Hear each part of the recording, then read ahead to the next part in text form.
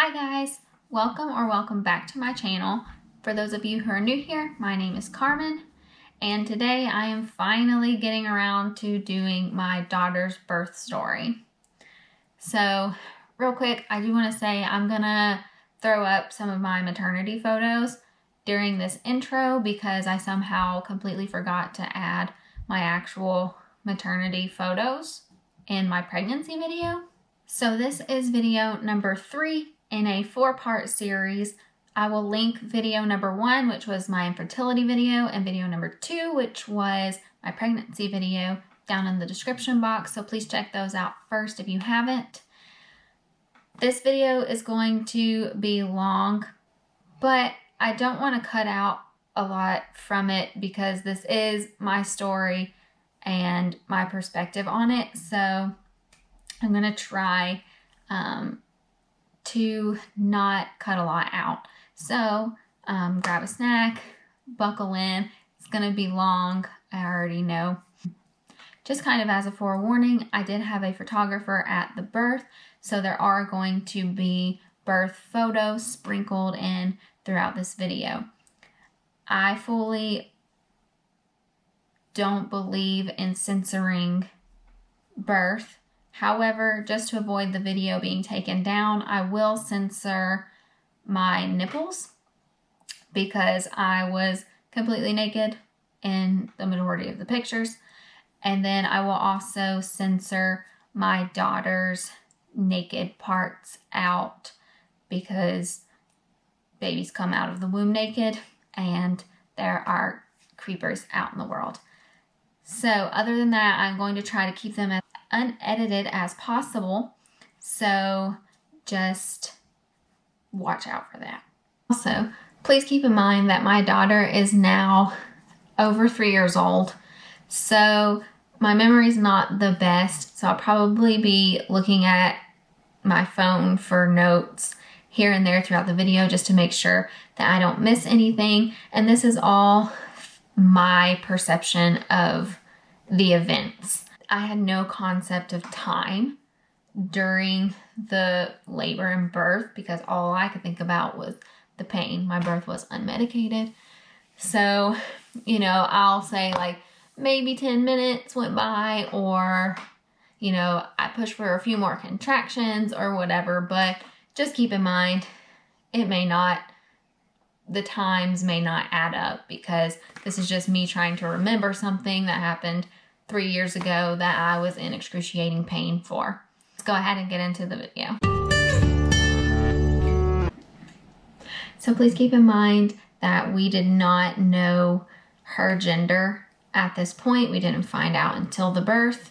So I will say like she and her and my daughter and stuff, but at the time she was just an it.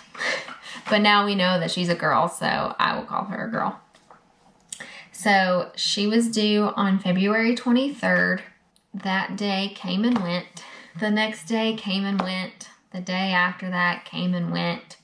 And at this point, I was just like resigned. It's like, I'm going to be pregnant for the rest of my life. It's cool. Whatever. My husband's birthday is on February 27th. So I was like, literally, you can pick any day in February. Just please not the 27th. Like, that's the only day I'm asking you. Not that day. Because I want my husband to still have a birthday, okay? So, the 26th came and went. The 27th came.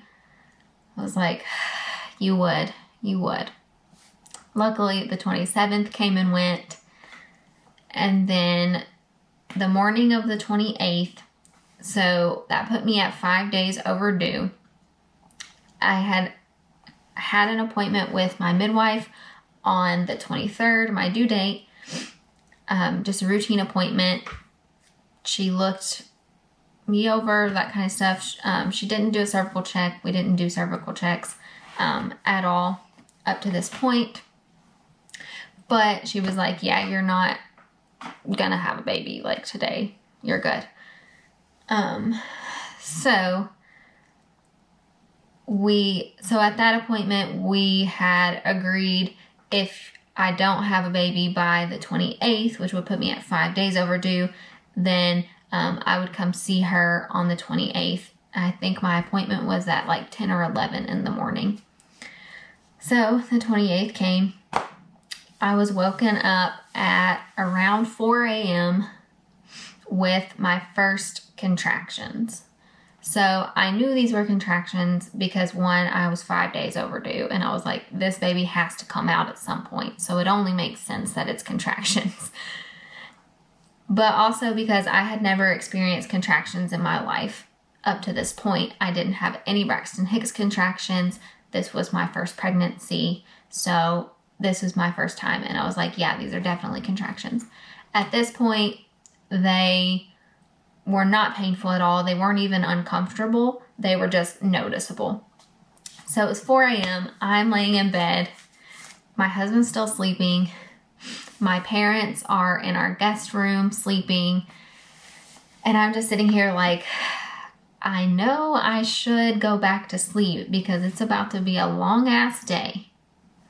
But I am too excited. So something you should know.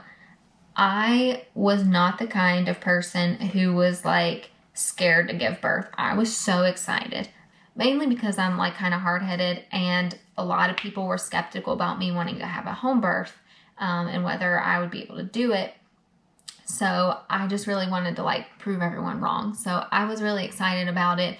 I'd fully like subscribed to all of the reasons that I wanted to do a home birth in the first place, and I felt very strongly about it. So I was just like psyched to do it. So I was way too excited to go back to sleep, and I should have, because like I said, the contractions weren't hurting, they were just noticeable.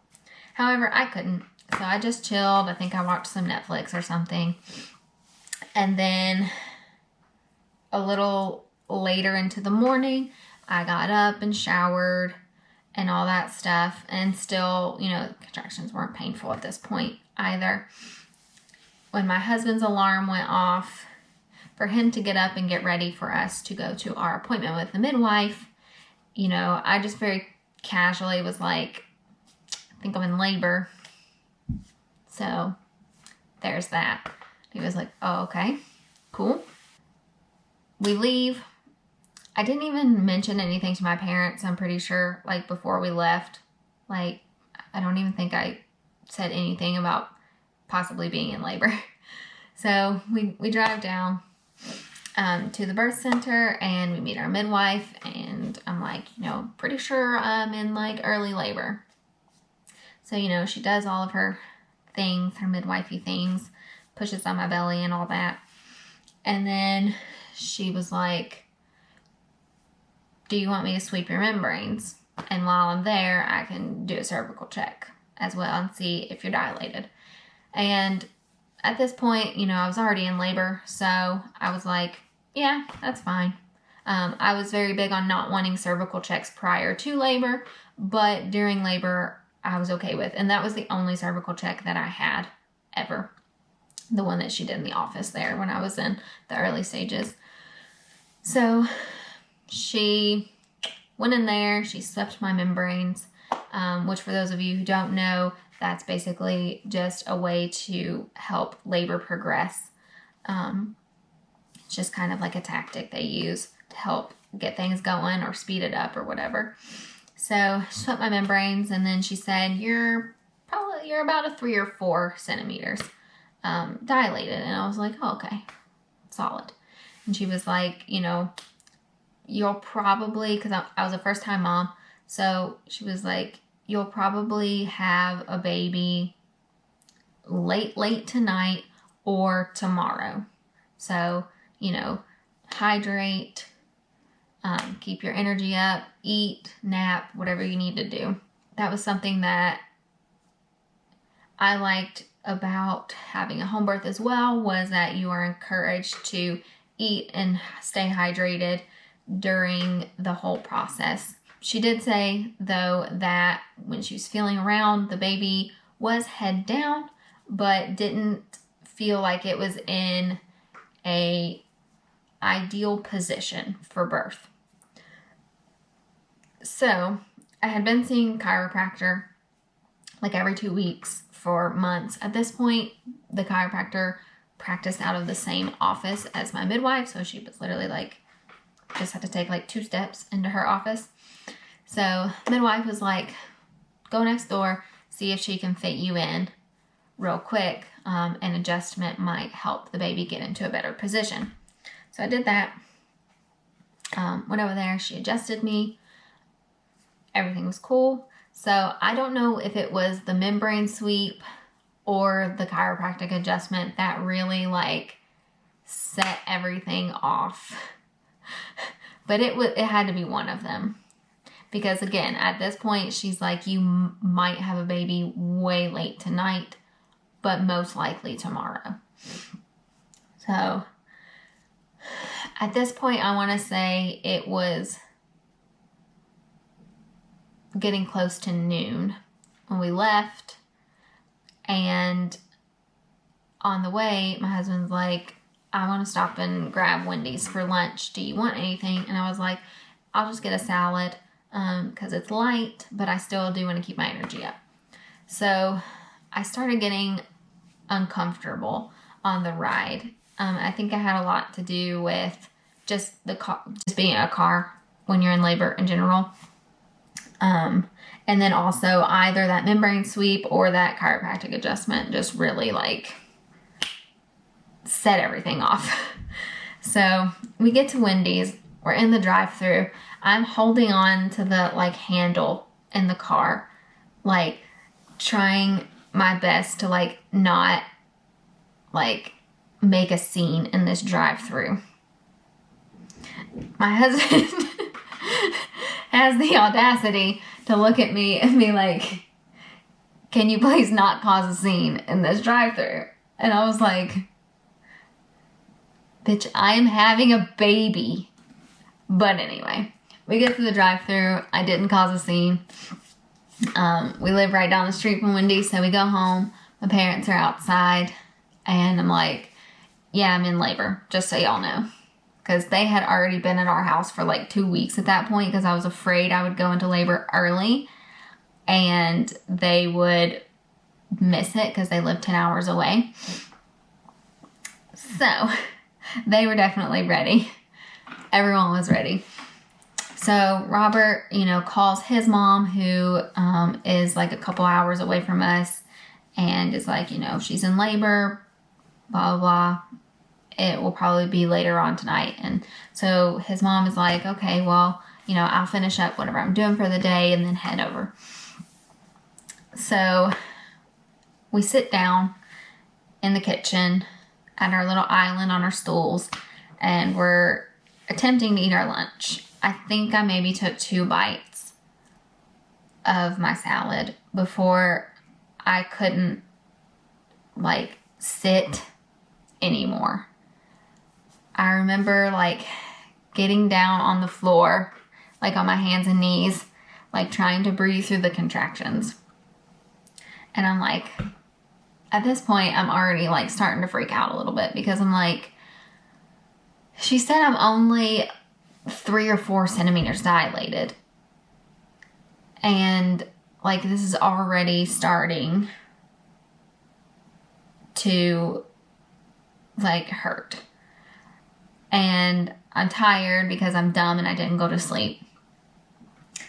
And, I'm in my head hearing, like, you're not going to have a baby today. You're going to have a baby tomorrow. So you're going to have to deal with this and worse as it gets worse for the next 24 hours. So I'm already, like, in my mind starting to, like, beat myself up, which is not good. Please don't do that.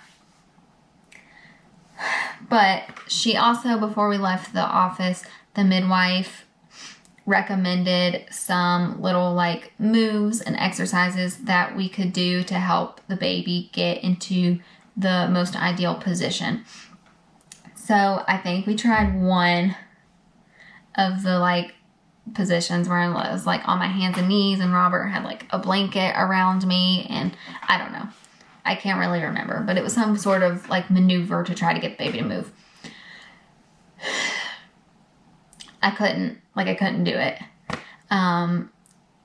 My contractions, I think, I didn't time any of my contractions, just so you guys know.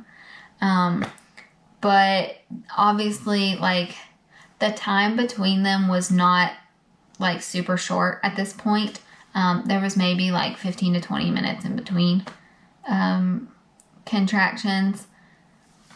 And then finally, I was just, like, not really in pain yet, but I was getting super uncomfortable. And I was like, I should have taken a nap, so I'm going to go lay down and try to rest a little bit. And this was maybe 15 minutes after we had gotten home.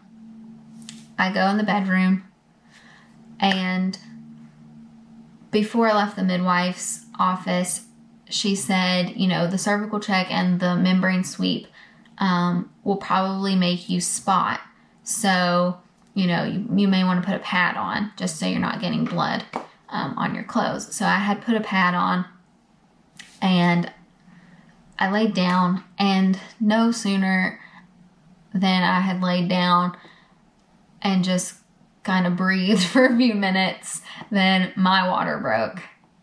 And I was like, all right, this is happening. So I get up. Luckily, it like didn't get everywhere because I guess I had the most absorbent pad in the world on, because like it soaked it all up.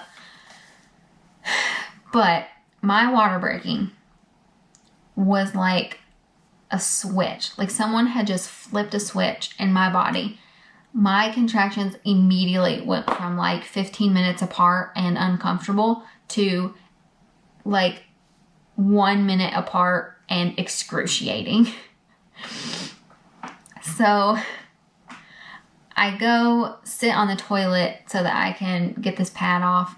And then at this point, you know, I yell for my husband. He comes in. I tell him, like, hey, my water broke.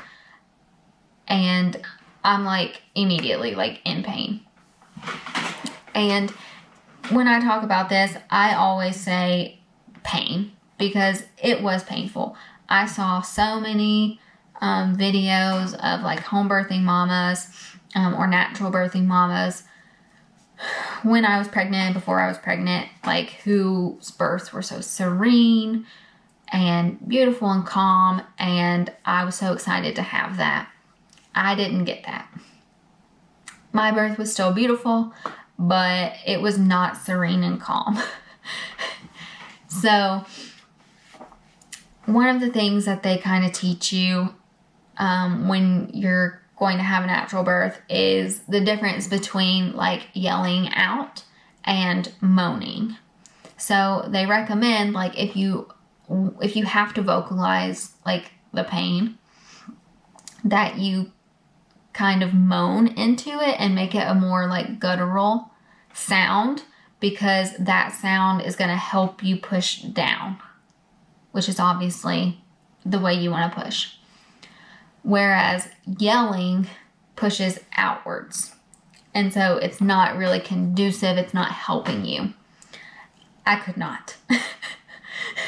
I should have practiced ahead of time or something, but I could not do it. I was screaming. I was sitting on the toilet screaming. I was holding on to like the shower on this side and the like toilet paper roll on this side. And then, of course, I'm like, this can't, like, there's no way. There's no way I can do this for 24 hours. Another thing that really, really freaked me out was that immediately when my water broke, my body was pushing. So if you don't know, like, much about childbirth, whenever, it's my understanding that when you have an epidural, or whatever medication that numbs you, the doctors do kind of coach you to push. So they'll say, like, they'll tell you when your contraction is coming and they'll tell you when to push because you can't feel it. In a natural birth, you're not coached to push. Your body tells you when to push, and your body will push for you. That was happening to me immediately when my water broke. And I was like, there's absolutely no way I'm pushing right now. Like, for one, in my mind, I'm like, this baby is not in position. I'm 4 centimeters dilated at the most. And I'm home alone with just my husband and my parents, none of which who have delivered a baby. And, you know, the midwife suspects that I still have hours and hours and hours of this to go. So I'm like, one of the worst things that I did during my labor was not listen to my body. My body was pushing. It was telling me to push. It was trying to push on its own, and I was stopping it. So like when the contraction would come and I would feel the need to bear down and push with it, I wouldn't do it, which made the pain so much worse. So my husband brings in the ball. So I try like bouncing on the ball, and that just kind of made a big mess because like my water was still like splashing out with like the contractions, and it just wasn't like doing it for me. And so he calls the midwife, and mind you guys, we had been there at like 10 o'clock, 11 o'clock, something like that. And it's now like maybe just past noon, maybe getting close to 1. Again, time, I have no idea.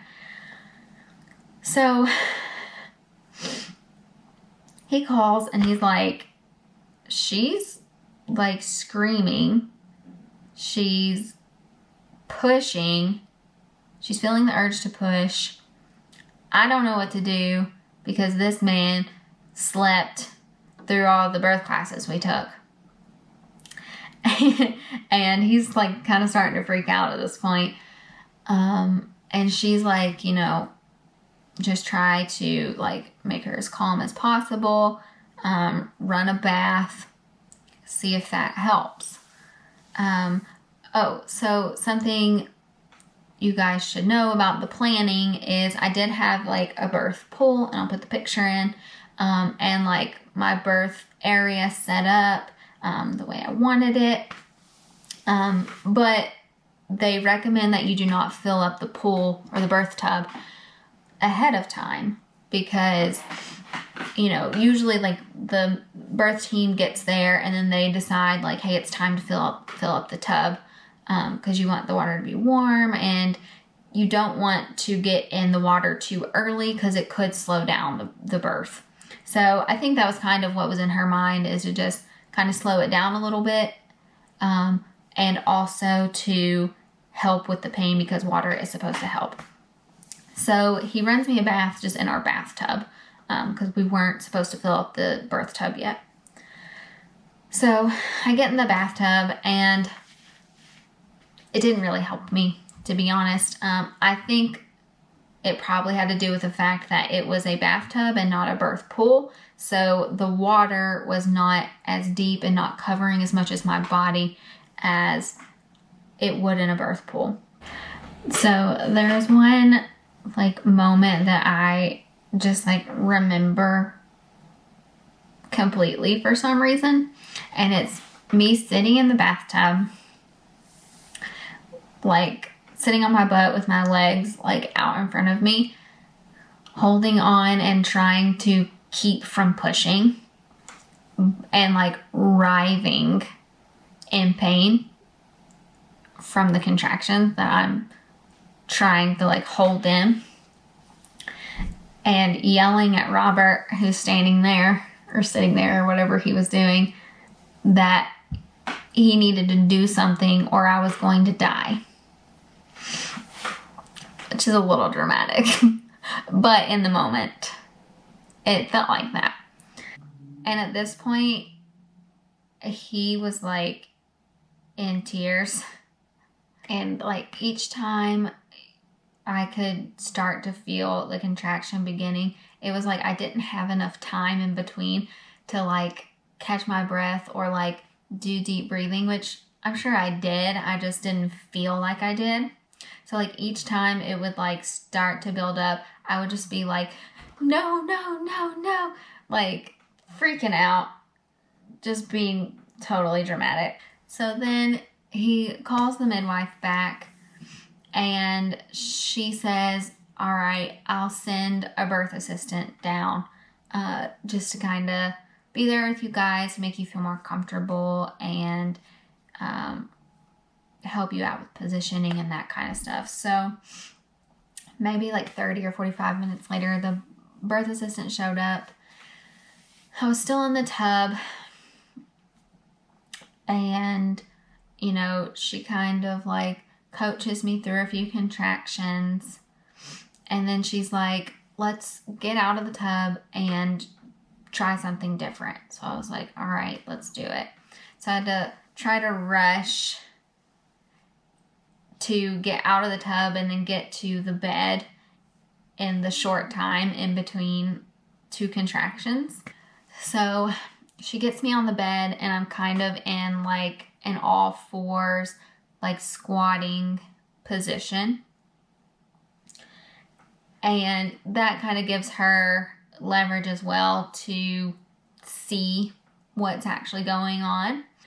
So once she gets a good look, she asks me, are you feeling the urge to push? And I was like, girl, I've been feeling the urge to push. And so she's like, you know, if you feel like you need to push, then you need to push. So I end up laying down on my side toward the edge of the bed.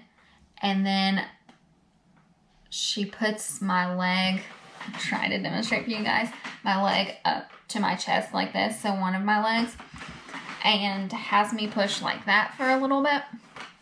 And that sucked. Like laying down in general, for me, I didn't like it.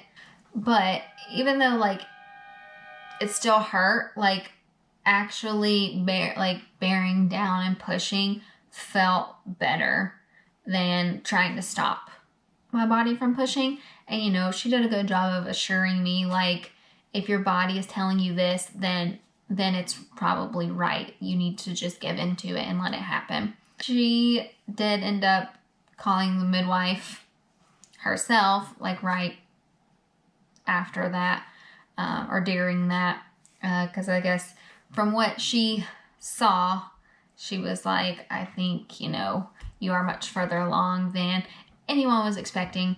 So she did give the midwife a call. So finally, after, I don't have any idea how long, the midwife showed up. I want to say it was like after 3 o'clock maybe.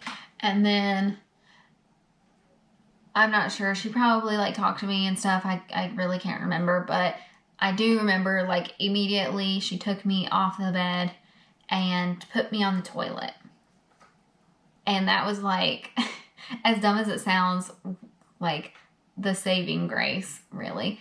So she got like footstools and put them under my feet, kind of like the squatty potty type deal. So my knees were like hiked up. I was sitting on the toilet and I was like pushing with the contractions, and I was still screaming. She did try several times to try to get me to do like the inward moaning push. I literally couldn't do it. I don't know why. But even though I was still in so much pain, like I was starting to feel positive and feel good again, because I could feel the baby moving down with each push at this point. So I knew I was actually getting somewhere, whereas before I was trying not to push and it just felt like this is going to last forever and I'm going to die. So during the like times in between contractions, like even though it was like a short amount of time at that point, because like everyone around me was like calm and, you know, talking in hushed voices, I could like talk, or like if someone like said something funny, I would laugh. I felt like I had time to like catch my breath before the next contraction would come on.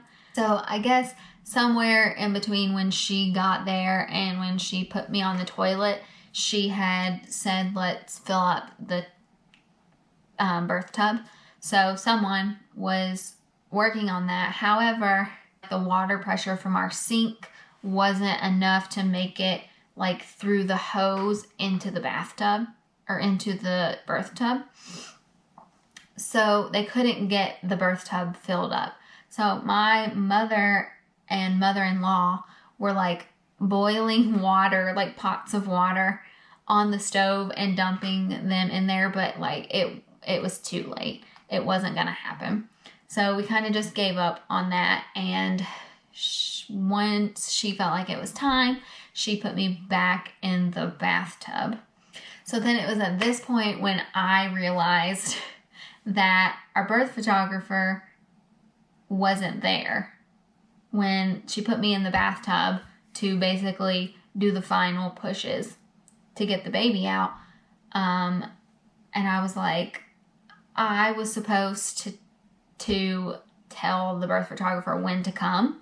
And I had texted her that morning and said, hey, just so you know, I'm in early labor. The midwife said that it will probably be tonight or tomorrow. And I had never texted her again being like, shit got real. So she wasn't there. And I was like, well, too late now. It is what it is. Luckily, the photographer was very close with the midwife and the birth center that she worked out of. I believe that she had delivered at least one of her own children with the midwife, and she did birth photography for most of the women who birthed with that midwife as well. So the midwife had texted her when she got to our house or when she was on her way, and told her like, hey, you need to be there. So we got lucky with that. But then, you know, I'm in the bathtub and I'm like, crap, like I really wanted these, you know, I really wanted this birth photography. We paid good money for it. That sucks. You know, someone asked Robert, like, if his phone takes good pictures, so one of the, you know, birth assistants could at least get a picture of, you know, of the baby coming out and stuff. But then, like, all of a sudden, I'm in the bathtub, I'm pushing, and the birth photographer walks in, ready to go with her camera and everything, and I'm like, all right, that was, like, my last, like, thing that I needed. And I was like, I'm done. I'm done being pregnant. I'm done with this labor. Let's just get this going. So, I want to say right after she got there, and I knew that we were pretty close, but I didn't really realize how close until the midwife is like, put your hand down there and feel. And I was like, why? Why do I want to feel my vagina? So I put my hand down there, just on the outside, and I felt hair and like the top of her head. And I was like, oh, like this is happening now. Okay. That was like the last little push that I needed, no pun intended, to be like, this is almost over. This is the end. Like, you've made it this far. You can make it the rest of the way. And looking back at my notes, I apparently, like, when I fell, I, like, exclaimed to the room, like, it has hair. Which I don't remember, but it's in my notes, which I wrote. I wrote shortly after the birth, so I remembered a lot more then. And I wasn't expecting the baby to have hair because I didn't have any heartburn, and that's one of like the old wives' tales, is that if you have a lot of heartburn during your pregnancy, that your baby's gonna have a lot of hair. So then, you know, I'm pushing with the contractions a few more times, and then, you know, I start to feel the ring of fire, which is the like burning, hot, fiery sensation of your vagina stretching, your perineum stretching, when the baby is crowning.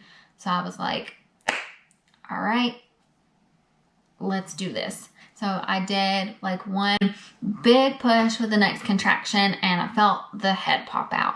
And I was like, sweet, because I'm pretty sure usually you know, like after you get the head out, then it's like 1, maybe 2 more contractions and the rest just comes out. And I was like, all right, I already did all the hard stuff. Let's go. So I push the next contraction, push the next contraction, push for more contractions, and I'm like, nothing's happening. So the midwife has a good view of what's going on because I'm basically sitting in the bathtub, like in a squatting position, but on my knees, with my knees like open and facing her. So she can kind of see like what's going on down there. I probably could have, I guess, if I wanted to. I just didn't really think about it. So finally, after I'm like, what the heck's going on here? She basically tells me, okay, the baby has both arms up like this. If you don't know, babies are supposed to come out with their arms like to their sides. This kind of goes back to babies not in a good position. But everything happened too fast for baby to get in a better position. So head came out, but also hands and arms came out as well. That's why I wasn't able to get the rest of the body out as easily. So she's like, basically what I'm going to do is when the next contraction starts, you're going to push, and at the same time, I'm going to pull one of the arms out so the baby is kind of like Supermaning, and hopefully that will kind of give you enough leverage to push the rest out. So the next contraction, she pulled the arm out, hurt really bad. And then the following contraction, one more big push, and the rest of her body came out. So my husband, who through this whole thing, through the whole pregnancy, and even before that, was like, I'm not gonna catch the baby. Like, I don't want to.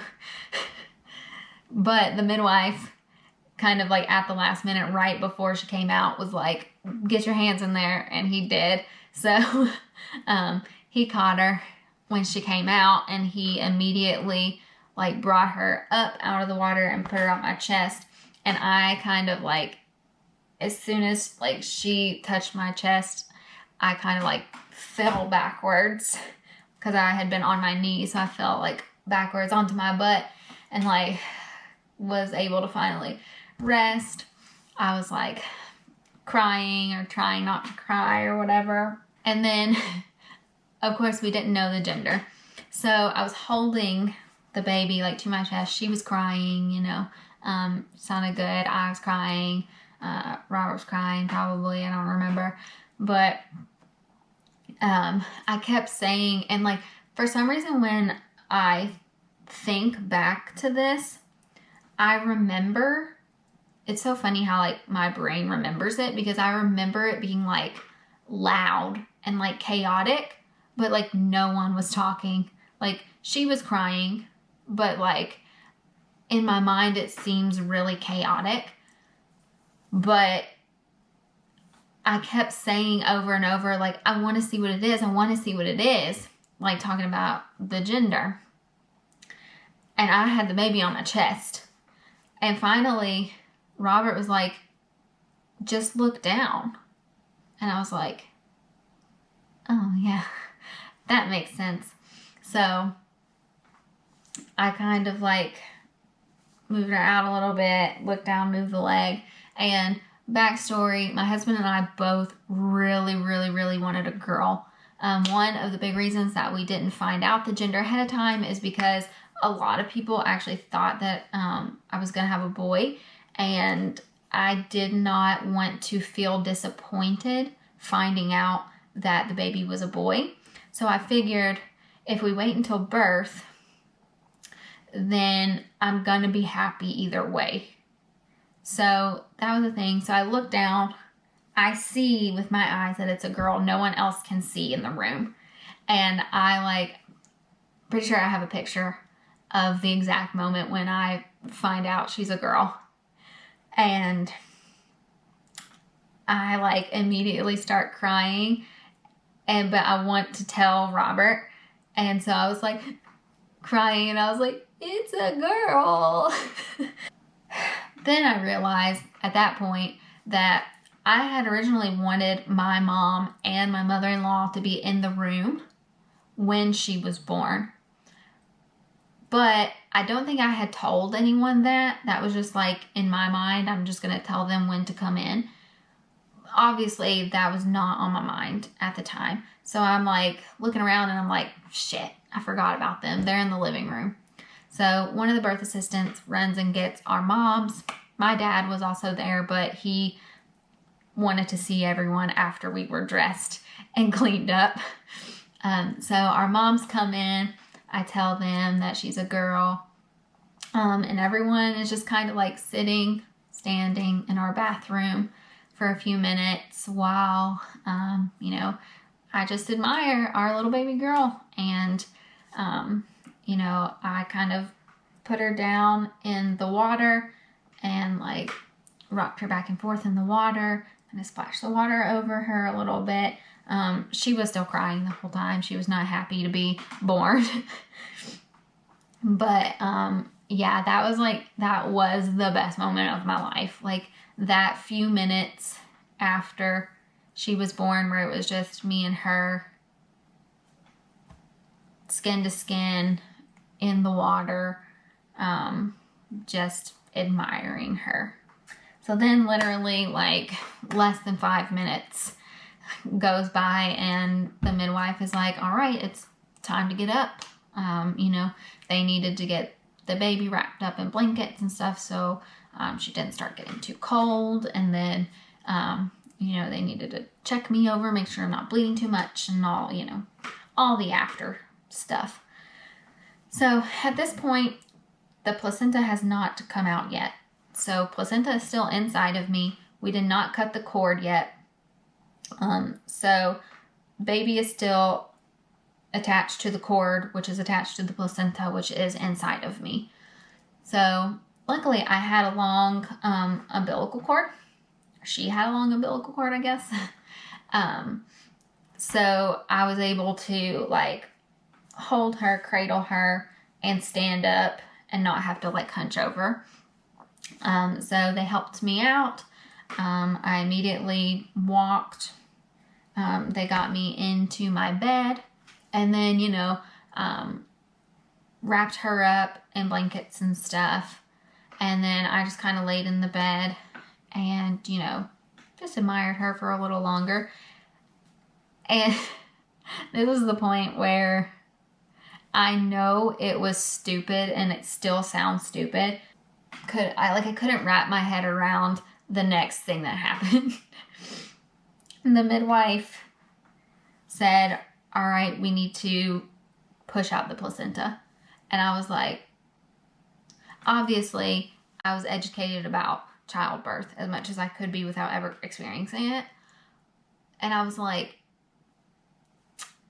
I know the placenta has to come out. I didn't realize, for whatever reason, I did not realize that you had to actually push the placenta out. I thought it just kind of came out. I don't know. I don't know why I thought that, but it's wrong. So I was like, come again? I have to push? Because the muscles that I used to push the baby out with, those don't exist anymore. I don't have those muscles anymore. I don't have it in me to push this placenta out. So she was like, you know, you have to. She was like, don't worry, you know, we'll help you along. So I was like, son of a... Again, she was still attached to the placenta while I was pushing it. So I was holding her while I delivered the placenta. So placenta came out. They put it in a little bowl because it's still attached to her. So there's just placenta in a bowl sitting next to me. And then also, just looking back at my notes, apparently the birth team, like, thought the placenta was really pretty. I have lots of pictures of it. So I assume, I didn't see it. Yeah, for some reason I didn't put it in my Brit Now birth story. But after the placenta came out, I did have a 2nd-degree tear. So I had to have stitches. So, you know, I'm sitting there and, you know, holding the baby, laying in bed, and the midwife numbs me up and stitches me up, and that was that. I mean, unceremoniously, I just got my stitches in my bed, and yeah, you know, they let me just kind of chill and look at her and cuddle, and you know, the midwife helped get her first latch. I won't go into any breastfeeding stuff in this video because breastfeeding is going to be in the next video. So then they took her and the placenta and they laid them out on the bed, took some nice photos, and then Robert cut the cord. Also, I am a weirdo and I did have my placenta encapsulated. So a lady who I had already talked to and planned everything with came. I texted her and was just like, had the baby, placenta's here. She came while everyone was still there, and picked up the placenta. She also had birthed with the midwife, so she knew the midwife. So they just did a handoff of the placenta, and then I think a day or two later, she brought my capsules back. I had about 100 capsules. I know there's not like a ton of scientific research backing eating your placenta. I felt like it worked, and it very well could have been the placebo effect, for sure. But either way, I did feel like, and I don't have another birth to compare this to, so maybe that's just how I am postpartum, but I did feel like I had a lot more energy than I was expecting, and I feel like it helped with milk supply as well. So, yeah. And after that, they needed me to take a shower because that was one of the few things that had to happen before the birth team was allowed to leave. I had to shower and pee. So while I did that, he had his skin-to-skin time with her.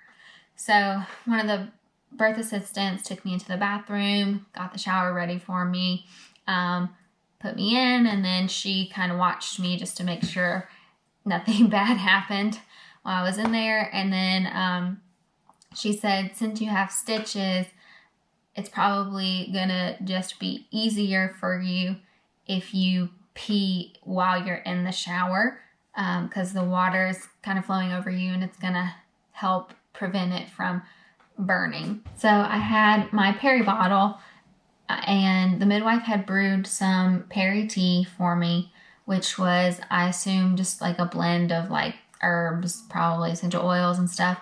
And she brewed me a whole pitcher of it, and I would just pour that into my peri bottle and use it to squirt on myself as I peed, and it would prevent the pee from like burning my stitches.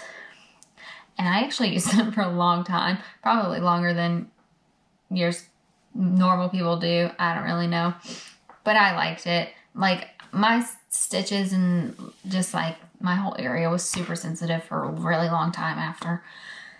But yeah, so after I showered, I went back out. My dad came in, so everybody was there, and they started doing just the, you know, normal stuff, measuring, weighing, checking her over vitals and everything. So I really liked that I was able to kind of stand, like walk around, stretch my legs a little bit during this whole time, because I obviously wasn't numb. So yeah, they measured her. She was 20.5 inches. She looked really fat, especially her face. So before they weighed her, they went around the room and everyone guessed like how much they thought she would weigh. And almost everyone, including the birth team and the midwife, like guessed over 8 pounds. I think my mom guessed 7.7. She did end up being 7 pounds 8 ounces. They thought the scale was wrong, so they weighed her twice. She was both times 7 pounds 8 ounces. So yeah, she was a little chubby faced girl, very average size, good size, especially for staying in for 5 days.